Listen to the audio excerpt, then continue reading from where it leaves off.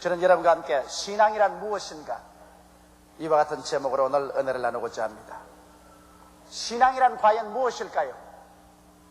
이것은 대단히 쉬운 질문이기도 하면서 실제로 내가 신앙이란 이런 것이라고 딱 정의를 내리려고 하면 마음속에 무언가 초점이 잡히지 않을 때가 많이 있습니다. 오늘 저는 여러분과 함께 우리가 어떠한 모습으로 신앙을 해야 참된 신앙이 되며 신앙이란 무엇인가, 그 일에 관해서 하나님 말씀을 통하여 알아보고자 하는 것입니다. 첫째로 신앙이란 무엇일까? 여러분, 오늘 읽은 성경 말씀 가운데 보면 아브라함은 죽은 자를 살리시며 없는 것을 있는 것 같이 부르시는 하나님을 믿었다, 그렇게 말한 것입니다.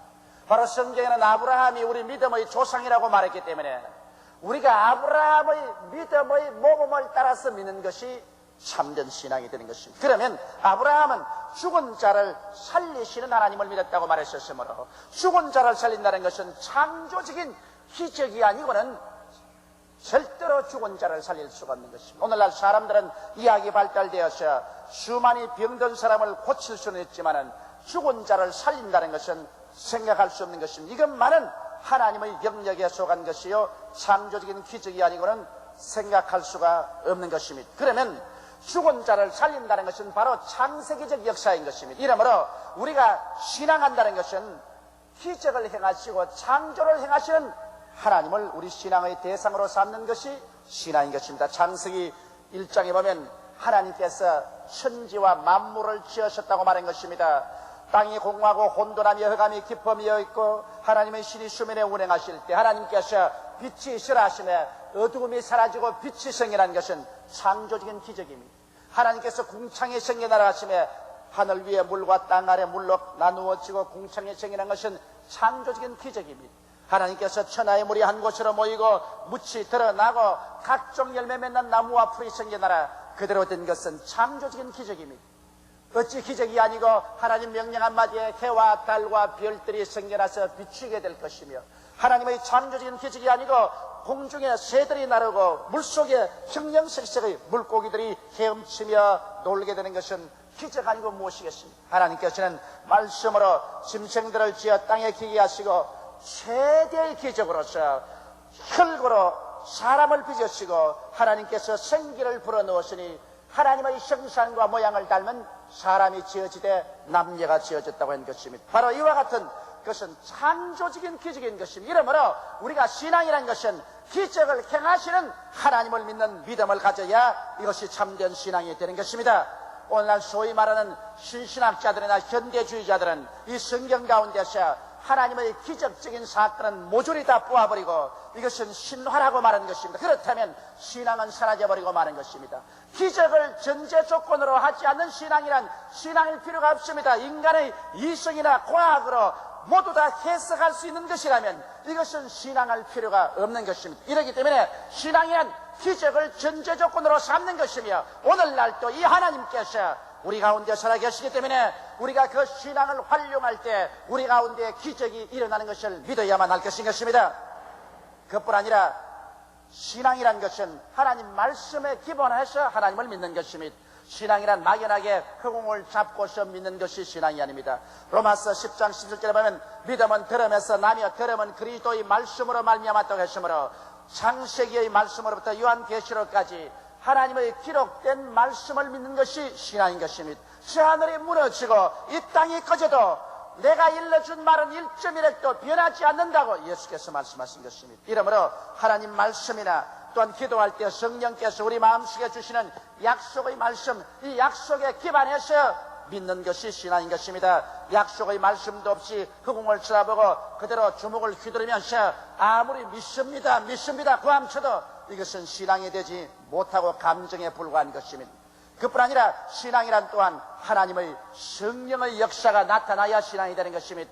창세기에 보면 땅이 공허하고 혼돈하며 흑암이 깊음 위에 있을 때 성령이 수면에 운행하자 창조적인 기적이 일어난 것입니다. 이렇기 때문에 성령의 역사 없이 오늘날 참된 신앙에는 있을 수가 없습니다. 성령의 역사가 없으면 하나님의 말씀도 죽은 말씀이 되고 아무리 말씀을 심어도 그 말씀이 신앙을 산출하는 씨앗이 되지 못하는 것입니다. 하나님의 성령이 오셔야 비로소 하나님의 말씀도 살아서 역사하고 우리의 마음속에 말씀이 살아서 심어지게 되고 산 신앙이 생겨나게 되는 것입니다. 이러기 때문에 우리 오늘날의 시대에 신앙을 갖는다는 것은 성령께서 우리 가운데 역사해 주심으로 말미암아서만이 신앙의 역사가 일어나는 것입니다. 성령이 없이 우리가 아무리 설교를 듣고 성경을 읽어도 이것은 머릿속에 지식으로 가득 찰 뿐 우리의 마음속에서 살아 역동하는 신앙은 되지 못하는 것입니다. 이러므로 우리는 중생할 때 우리의 속에 와서 거하시는 보혜사 성령님을 항상 인정하고 환영하고 모셔드리고 성령께 의지할 때 성령이 우리의 공허하고 혼돈한 마음 가운데 운행하시고 역사해 주실 때 하나님의 말씀이 들어오고 이 말씀을 통하여 우리의 생활 속에 영혼이 잘됨같이 범사에 잘되며 강건하고 생명을 얻되 넘치게 얻는 신앙적인 창조의 역사가 일어나게 되는 것입니다. 이러기 때문에 사랑하는 성도 여러분, 성령의 역사와 더불어 말씀의 역사가 없이는 오늘날 절대로 신앙의 창조적인 역사는 일어날 수 없는 것입니다. 종교가 우리 문제의 해답이 되지 못합니다. 의식과 형식이 우리 문제의 해답이 되지 못합니다. 우리는 흑암이 우리의 마음속에 꽉 들어차고 공허 가운데 있습니다. 사람들은 죄 가운데서 고민하며 인간의 연약에서 몸부림치고 질병에 지쳐 있으며 저주의 가시에 찔려 피투성이가 되고 죽음의 절망의 벽에 부딪혀 있습니다. 이 문제들을 해결할 수 있는 위대한 능력은 하나님의 성령이 우리 생활 속에 운행해야 되고 성령과 함께 이 하나님의 말씀이 우리 마음속에 두 날 가진 금보다 예리하게 우리의 심령을 꿰뚫고 들어와야 이 말씀을 통하여 기적을 행하는 하나님을 믿게 되고 그럴 때 하나님은 이를 통하여 우리에게 나타나셨어요. 오늘날도 옛날처럼 변함이 없이 창조적인 기적을 행하시며 죽은 자를 살리는 하나님의 역사를 일으켜주고 계신 것입니다. 이번에 우리 일행이 스페인 여행 라스팔마섬의 우리 교회 갔을 때 거기에 창조적인 기적의 간증을 제가 들었었습니다. 거기에 남집사님이라고 기둥집사님이 계시는데 이 집사님은 우리 라스팔마섬의 교회를 살 때 자기 집을 팔아가지고서 이 교회에 사는데 냈었습니다. 자관 우리 해외 선교지에 있는 교회 중에서 라스팔마섬에는 우리 교회처럼 아름다운 교회가 없습니다. 얼마나 멋있는 교회를 가장 좋은 시의 높은 고지에 지어놨기 때문에 라스팔마섬에 가는 사람은 제일 먼저 눈에 띄는 것이 우리 라스팔마섬 순복음교회인 것입니다. 그런데 그 교회를 지을 때 그 객지 생활하면서 집을 팔아가지고서 교회 사는데 넣었습니다. 그러고 난 다음 오랫동안 회사에서 일을 하시다가 이제 개인 사업을 시작하기 위해서 배를 사기로 결심을 했는데 배가 약 한 45만 달러 갑니다. 이것을 본 자본은 별로 없으므로 빚을 내고 빚을 내었습니다. 그것도 기적으로 그 배를 샀습니다. 그래서 그 배의 이름을 할렐루야 일호선으로 붙였습니다. 그리고 엄격하게 그는 그 배를 바다에 띄우더라도 주일날은 절대로 일 못합니다. 이래서 배의 선장으로부터 선원 전체를 다 예수 믿는 사람으로 우리 한국에 와서 데리고 갔습니다. 우리 여의도 순복음교회 금식기도원에 데려와서 모두 다 금식을 시키고 그로 데려가서 선장으로부터 선원들을 전부 예수 믿는 사람을 두고 주일은 절대로 일하지 마라. 주일은 그물을 치지 말고 배 안에서 예배드리고 찬미드리고 하나님을 거룩히 섬겨. 그렇게 해서 출항을 시켰습니다. 45만 불짜리 배, 또 출항하는데 막대한 비용을 들여서 빚더미 위에서 배를 띄웠지만은 간절히 하나님께 기도하고 말씀 위에 서고 성령의 의지에서 배를 보냈었습니다.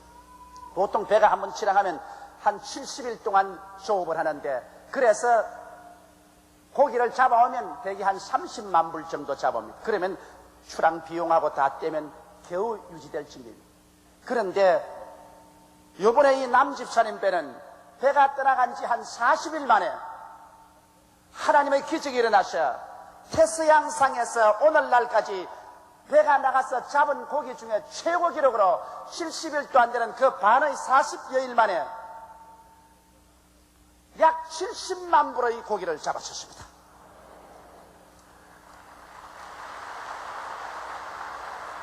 이래서 한 배 그냥 배 빚으로 산 것도 다 청산해버리고 그리고 배 띄우는 데 필요한 모든 비용도 다 갚아버리고 배 한 번 띄우는데 세상 말로 팔자를 고쳐버리고 말았습니다. 뭐 기적도 그런 기적이 없습니다. 기쁨이 하늘에 사무치고, 그래서 요번에 우리 대회를 하는 비용이 약 한 5만 불 들었는데 그것도 본인이 다 지불하고, 그리고 우리 구라파에서 온 선교사들의 모든 숙박료, 모든 식품대 혼자서 다 지불하고 잔치를 거대하게 벌쳤습니다. 나는 그것을 보고 오늘날도 절실히 느꼈습니다. 오늘날도 진실로 마음을 다하고 뜻을 다하고 정성을 다하고 목숨을 다하여 주 하나님을 믿고 의지하며 순종하는 사람은 하나님께서 옛날 베드로와 같이 하여서 기적을 베풀어주시는 그 기적을 베풀어주고 계신다는 것입니다. 이러므로 여러분, 신앙이란 무엇이냐? 창조적 세계에 들어가셔 오늘날도 기적을 행하시는 하나님을 말씀과 성령으로 동행하는 것이 바로 신앙인 것입니다. 둘째로, 그러면 내 마음속에 믿음이 주어졌을 때 어떠한 체험이 다가오는가, 이 사실을 깨달아야 될 것인 것입니다. 우리는 성경 말씀 가운데 혈루병 앓은 여인의 체험을 통해서 이 사실을 잘 알 수 있습니다. 성경에는 없는 것을 있는 것 같이 부르시는 하나님이라고 했는데, 신앙이 마음속에 들어오면 없는 것이 있는 것 같이 부르는 이와 같은 체험을 하게 되는 것입니다. 여러분, 성경 가운데 보면 혈루병 앓은 여인은 12해 동안 혈루병을 앓아서 있는 재산 다 탕진해버리고 가족들까지 다 이별하고 혼자 외롭게 죽음의 날을 기다릴 때 예수 그리스도의 복음 말씀을 듣게 된 것입니다. 이 여인이 분명하게 예수 그리스도의 치료하는 복음의 말씀을 듣고, 그리고 그 마음속에 예수를 믿고서 간절히 기도하는 가운데 그의 마음속에 어떠한 변화가 일어났을까요? 그 마음속에 없는 것이 있는 것 같이 보이는 확신이 들어오게 된 것입니다. 그렇기 때문에 그 여인이 말하기를 내가 가서 예수 그리스도의 옷자락에 손만 대면 낫는다고 말한 것입니다. 그것은 자기가 낫는 모습이 마음속에 분명하게 보였기 때문인 것입니다. 마음에 믿음이 들어오면 아직까지 현실적인 눈에 나무 전가 안 보이고 귀에는 아무 소리 안 들리고 손에는 잡히는 없어도 여러분의 마음속에 없는 것이 있는 것 같이 환하게 보입니다. 이것이 바로 신앙이 들어온 것입니다. 신앙이 들어오기 전에는 없는 것이 있는 것처럼 마음에 보이지 않습니다. 나는 이 말을 할 때마다 저희 영혼 속에 언제나 기억나는 것이 있습니다. 1958년 불광동에서 천막을 치고 교회를 개척했을 때, 그 당시에 현실적인 환경으로는 찢어진 천막에 냄새는 가만히 몇 장에 불과하지만은 제가 엎드려서 기도할 때마다 기도만 하면 내 마음속에 한국에서 제일 가는 큰 교회가 눈에 환하게 보였었습니다. 그때는 신앙의 법칙을 제가 몰랐습니다만 도대체 이런 일이 있을 수가 있는가? 눈을 뜨면 찢어진 천막이요, 냄새는 가만히 조각밖에 없는데 눈만 감아 기도하면 마음속에 한국 최대의 교회가 눈에 분명히 보이더라.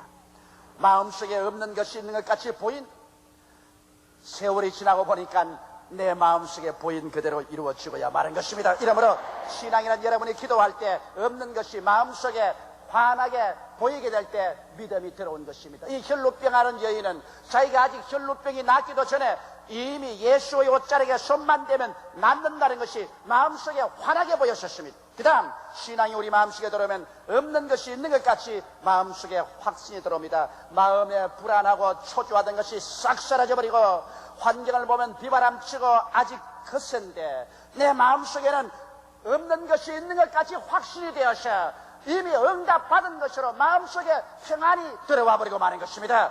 마음이 불안하고 초조할 때는 아직까지 신앙이 들어오지 않았기 때문인 것입니다. 그러나 신앙이 들어오면 없는 것이 있는 것 같이 확신이 되어버리기 때문에 이미 가졌는데 불안할 필요가 있겠습니까? 이러므로 마음에 확신이 차게 되는 것입니다. 그리고 없는 것이 있는 것 같이 감사가 되어요. 하나님 감사합니다. 나는 응답을 받았었습니다. 하나님이 가지고 있습니다. 주여 감사합니다. 마음에 없는 것이 있는 것 같이 확신이 가득 차게 되는 것입니다. 그럴 뿐 아니라 마음에 없는 것이 있는 것 같이 입으로 고백이 되는 것입니다. 이 혈루병 앓은 여인이 보십시오.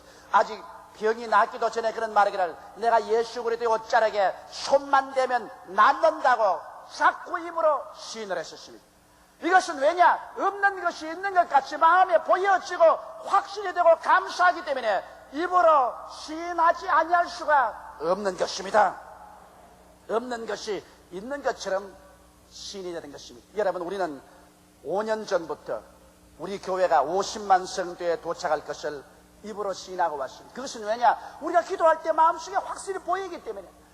이미 10만 명의 성도일 때 50만의 성도가 마음속에 보이고 마음에 확 확신이 오고 감사가 왔기 때문에 우리는 다 이고등성으로 입을 모아서 없는 것을 있는 것 같이 불렀는데 과연 우리는 50만 성도에 도착해버리고 마는 것입니다. 이와 같이 사랑하는 성도 여러분, 여러분께서 무엇이든지 하나님의 약속의 말씀을 부여잡고 성령의 연례를 의지해서 하나님 창조적인 기적을 믿고서 엎드려 기도할 때 여러분 가운데 이와 같은 없는 것이 있는 것처럼 보이고 확신되고 감사되고 그것이 입으로 시인되는 이와 같은 체험이 다가오게 되면 여러분의 가슴 속에 믿음이 들어왔다는 증거가 되는 것입니다. 이러한 일이 일어나기 전에는 아직까지 믿음이 들어왔지 않았었습니다. 그러나 이러한 일이 들어오게 되면 없는 것을 있는 것 같이 우리가 확신을 하고 나갈 때 하나님의 성령께서는 이러한 사람과 같이 역사하여 주셔서 오늘날 또 위대한 기적을 베풀어 주시는 것입니다. 여러분의 마음속에 일어난 이 위대한 변화, 이것을 여러분 잊지 마십시오. 이러한 체험을 여러분 갖기 위해서 혹은 철야하여서 기도하며 금식하고 기도하면서 마음의 이러한 변화를 살펴보십시오. 이런 마음에 이러한 변화가 없으면 아직 믿음이 마음속에 들어오지 않았었습니다. 그러나 없는 것이 있는 것 같이 환하게 보이고 없는 것이 있는 것 같이 마음에 확신이 되고 없는 것이 있는 것 같이 감사가 되고 없는 것이 있는 것 같이 입으로 고백하게 되면 믿음이 들어왔었습니다. 이것은 사람이 뭐라고 말하든지 저 하늘이 무너지고 이 땅이 변해도 마음에 들어온 믿음은 그 목적을 달성하는 역사를 베풀고야 마는 것입니다. 이러한 믿음의 체험을 통하여 사람들은 자기의 운명을 변화시키고 환경을 변화시켰으며 수많은 기적을 오늘날에도 우리의 생활 환경 가운데 가져오고 있는 것입니다. 셋째로, 그러면 믿음대로 될 때까지 이제는 어떻게 할까요? 마음속에 없는 것이 있는 것 같이 확실하게 믿어질 때 나는 어떻게 해야 될까요? 마음에 믿어지고 난 다음에도 여러분 한 동안에 반드시 지나갈 기간이 있습니다. 믿은 연후에 반드시 시험이 온다는 것을 잊지 말아야만 되는 것입니다. 믿은 연후에 아무것도 시험이 없이 평탄하게 모든 일이 다 진행될 것으로 생각하면 안 됩니다. 반드시 하나님 믿음이 생긴 사람은 그 믿음을 흔들어 보시는 것입니다. 이 믿음이 과연 진짜냐 가짜냐를 하나님이 시험해 보는 것입니다. 모세가 하나님을 믿고 300만 이스라엘 백성을 인도해 나왔지만은 홍해수가에서 시험을 당했었으며 주님 확실히 믿고 나온 모세지만은 수르 광야에서 사흘 동안 물이 없는 시험도 당했었으며 양식이 내려오나 안 오나 시험도 당했었으며 머리바 물가에서 바위에서 물이 나오나 안 나오나 시험을 당했었으며 처처의 시험을 당했었습니다. 믿음이라는 것은 반드시 시험을 통해야 하는 것입니다. 그러나 여러분의 내적 세계에 확실하게 믿음을 잡고 있으면 눈에는 아무 증거 안 보이고 귀에는 아무 소리 안 들리고 손에는 잡히는 것 없어도 시험이 다가올 때 낙심하지 않게 되는 것입니다. 동남풍아 불어라 서북풍아 불어라. 그러나 내 마음속에 믿는 것은 나는 요동치 않는다. 그 믿음을 잡고 상기가 지나가면 시험이 와서 믿음을 흔들어보고 난 다음에 지나가버리고 그 믿음이 능력을 나타내게 되는 것입니다. 또한 반드시 여러분 믿고 난 다음에 하나님의 때를 느긋이 기다릴 줄 알아야 되는 것입니다. 조급하면 안 됩니다. 하나님 앞서 뛰어도 안 되고 하나님 뒤따라도 안 되겠지만은 여러분 우리가 일단 믿고 난 다음에 너무 조급해가지고서 하나님이 역사하기 전에 인간의 힘으로 역사를 베풀려고 해서는 안 되는 것입니다.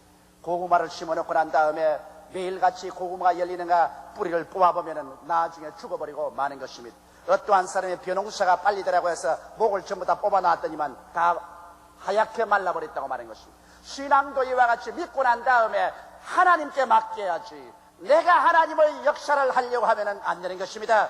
하나님께 내어놓고 시간을 기다리면 때가 오면 하나님께서 역사해 주는 것입니다. 믿고 난 다음에 반드시 환경을 바라보고 겁을 집어먹고 신앙을 포기해서는 안 되는 것입니다. 베드로는 하나님을 잘 믿었었습니다. 칠흑같이 어두운 밤에 바람이 불고 파도가 치고 천지가 진동하는 소리가 나는데도 불구하고 예수께서 물으러 걸어오시는 것을 보고 주시어던 나로 오라 하소서. 예수께서 오라고 하며 그 말씀을 베드로는 믿고 용감하게 모든 지하들은 다 벌벌 떨고 있는데 배 밖으로 나가서 그런 물으로 걷기시 한 것입니다. 베드로의 위대한 믿음의 실천인 것입니다. 그러나 베드로가 그 믿음 중간에서 그만 믿음을 포기했습니다. 왜? 예수님을 부른 눈을 돌이켜서 바람과 파도를 바라본지라 그만 그 마음속에 공포가 들어와서 믿음을 포기하자 물속에 빠져들어가기 시작한 것입니다. 그러나 베드로와 정반대로 아브라함을 보십시오.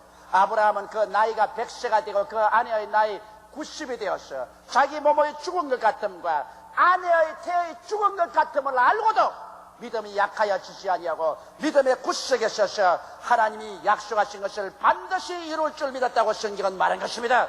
이러므로 아브라함은 진실로 자기의 몸의 죽은 같음과 자기의 아내의 태의 죽은 같음을 알고도 그것을 바라보지 않았습니다. 아브라함은 하나님의 약속만 바라보았습니다. 그러므로 아브라함은 믿음의 조상이 되고 말한 것입니다. 이렇기 때문에 여러분 환경을 바라보고 겁을 집어먹으면 믿음은 다 상실해버리고 놓쳐버리고 마는 것입니다.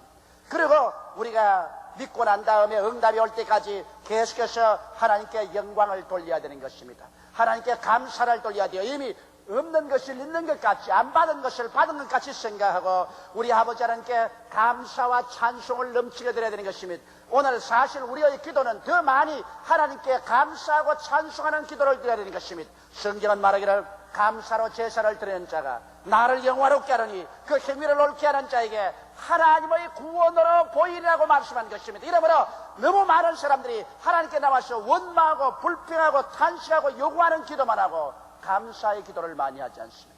여러분 진실로 신앙이 잘한 사람은 하나님께 요구보라도 하나님께 많이 감사합니다. 감사가 성질에서 향기와 같이 하나님께 진동에 올라갈 때 이스라엘의 찬양 중에 거하는 여호와라고 말하는 것처럼 하나님은 감사와 찬양 중에 임재하여 주셨어요.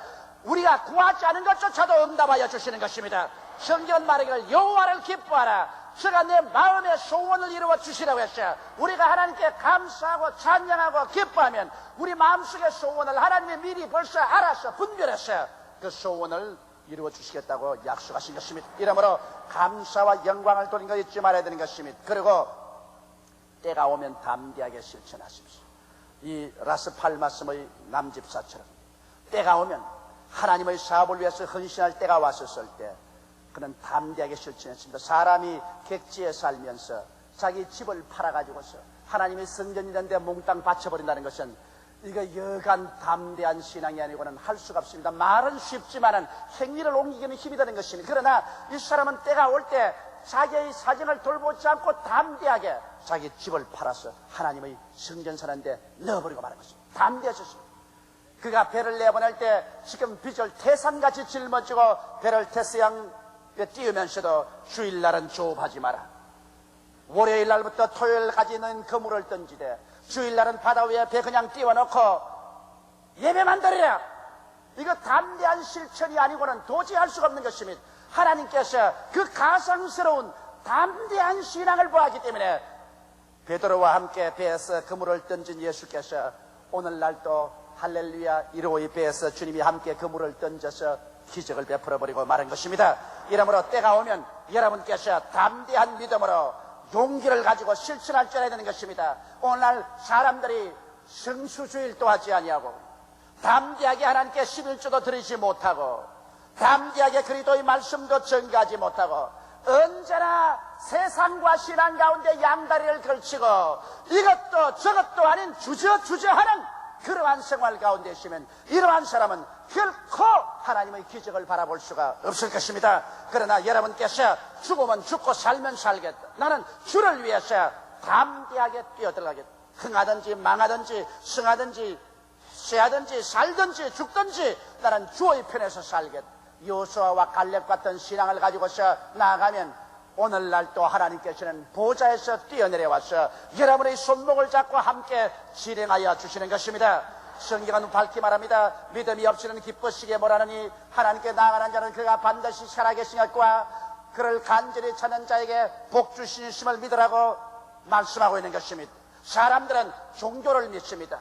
의식과 형식을 따라합니다. 그러나 믿음 속에 서서 생활하지 않습니다. 오늘날 하나님과 우리의 관계는 믿음을 통하지 않고는 결코 아무런 관계도 맺을 수가 없습니다. 예수님께서 항상 말씀하신 것은 내 믿음이 내 죄사함을 얻게 했다. 내 믿음이 너희 병을 고쳤다고 말씀한 것입니다. 하나님을 믿어라. 그리고 이 산들을 명하여 저 바다에 던지라 말하고 내 마음에 그를 믿고 의심하지 아니하면 그대로 되리라. 그러므로 무엇이든지 기도하고 구한 것은 받은 줄로 믿어라. 그리하면 그대로 되리라고 말씀하신 것입니다.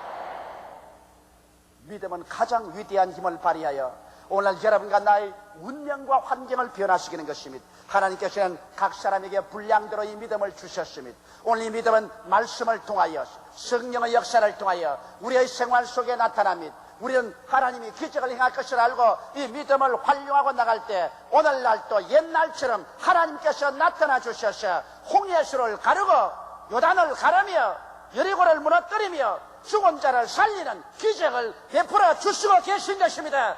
그러므로 약한 마음 품지 말고 눈을 들어 하늘을 바라보며 위대한 믿음의 행진을 하게 되시기를 주의 이름으로 축원합니다. 다 같이 고개숙여 기도드리겠습니다. 사랑이 많으시고 거룩하신 아버지, 옛날처럼 오늘날도 우리 하나님께서는 믿음을 따라 역사하심을 감사합니다. 하나님은 죽은 자를 살리시며 없는 것을 있는 것 같이 부르시는 하나님이시오니 우리도 주님 창조적인 기적을 믿게 도와주시옵소서.